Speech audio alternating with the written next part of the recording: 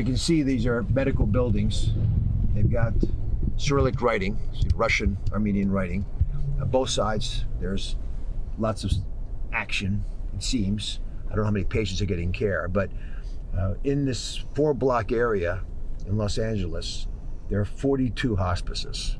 So either there are a lot of people dying here, or you've got a fraudulent activity that is so good that everyone wants to get in on it. I'm in Van Nuys in Los Angeles, and this boarded up area above my head here is a big hospice center. It's pretty indescript. There wasn't anyone really in there. They weren't doing any services. They just got an address they could claim was a hospice, and then they ran the business claiming people were at home getting services, which they really weren't.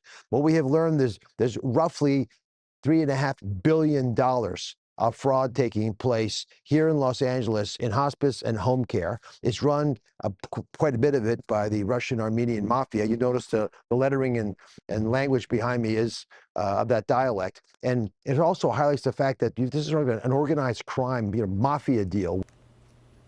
Well, Californians are waking up to the huge dimensions of the fraud scandal when the liberal LA Times admits that the ruling Democrats have done a lousy job monitoring and cleaning up the rampant hospice fraud, reporting that despite launching a fraud task force in 2020, the state never really imposed any of the regulations that they enacted to stop the fraud. The LA Times also admitting the Trump administration has forced action from far-left politicians. Knowing this, California officials like Governor Gavin Newsom still criticize the Trump administration, claiming they were the fraudsters and his state didn't have an issue.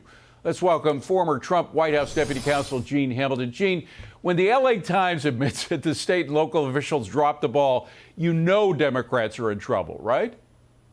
Well, absolutely. As Bill Engvall used to say, here's your sign.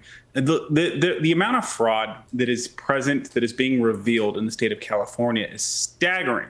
And what it shows is that state leadership in California for the longest time looked the other way. They did not care. They've been on notice about this fraud occurring, yet they did nothing.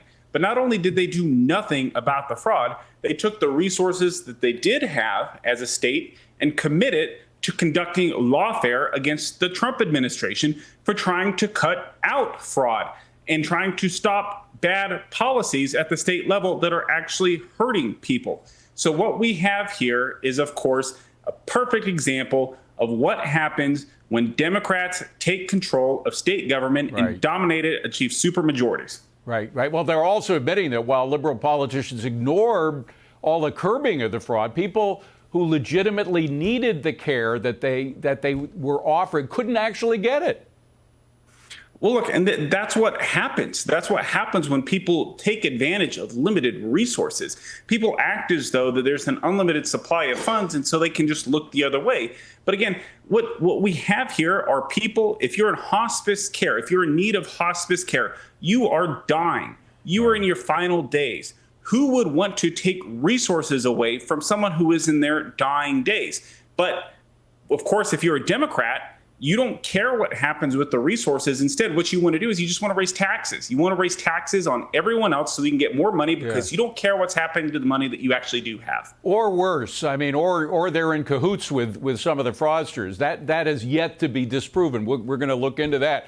Then we have attempts by the government to shut up independent journalists who've actually been doing the yeoman's work to get the story out there. Here's Nick Shirley confronting co-authors of California's so-called Stop Nick Shirley Act. Roll it. A lot of people are worried about that it's going to stop fraud investigations, but you're the one who signed off and you're a co-author of it. They could potentially risk receiving a $10,000 fine with this bill you guys are trying to pass. Well, I need to read the bill. But you signed off on the bill. What would make you guys want to pass this? Thank you. Do you think it makes it harder for fraud to get discovered here in the United States? Can you give us your opinion really quick on AB 2624? I think you're a psycho scam artist. Oh, yeah. Can California lawmakers, Gene, actually get away with what is clearly a violation of exactly what the First Amendment was created for? Yeah, look, if they pass this law, I am confident in Nick Shirley, who is a patriot, an American patriot who's doing the Lord's work. is going to have a viable claim that will succeed in court. They will be able to sue to stop this ridiculous law from being implemented and enforced against anyone who is going to report on the amount and scale of this fraud that's occurring. One thing to keep in mind, David, is, of course, we're not talking about just government resources here that are being abused and that Nick is reporting on. This is taxpayer dollars. This is money out of your pocket, my pocket, the people of California. Yeah, it's not only a state problem, it's a federal problem because federal dollars are going there as well. Gene Hamilton, we got some breaking news, but thank you very much for being here. Really appreciate it.